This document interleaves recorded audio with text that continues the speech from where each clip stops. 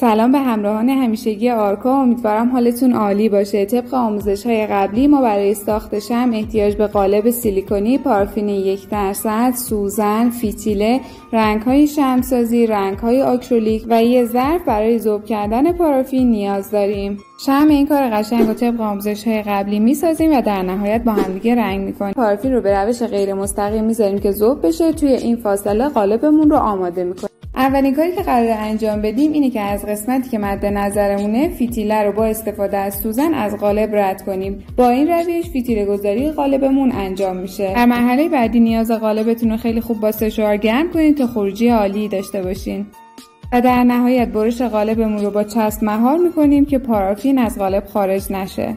برای رنگامیزی شمع ما به رنگ‌های شمع‌سازی و رنگ‌های آکریلیک نیاز داریم. برای رنگامیزی شمع‌هاتون هر رنگی که قراره بیشتر استفاده کنید از رنگ شمع‌سازی استفاده کنید و هر رنگی که قراره برای قسمت‌هایی از شمع استفاده کنید از رنگ آکریلیک استفاده کنید. بعد از اینکه پارافینتون کامل ذوب شد، رنگ مورد علاقتون رو به پارافین اضافه می‌کنید، خوب مخلوط می‌کنید تا رنگ داخل پارافین حل بشه. بعد از این کار پارافین رنگیتون رو داخل قالب میریزین، به قالبتون ضربه میزنین تا هوای داخل قالب خارج بشه و در نهایت از یک وسیله برای فیکس کردن فتیله در مرکز قالبتون استفاده میکنید.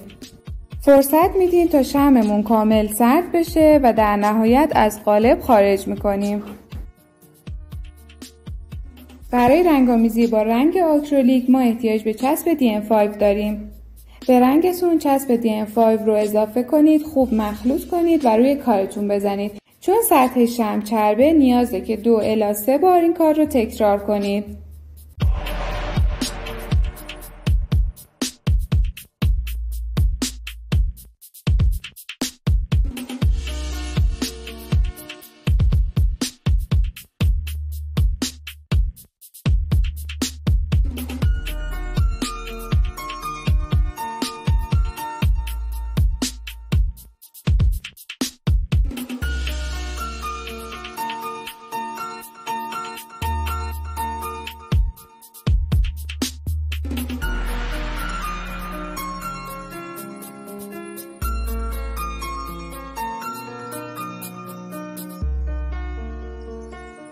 به همین راحتی شمع خوشگلمون آماده است. شما میتونید هم مجسمه هم شمع این کار رو فقط با یه دونه قالب اجرا کنید.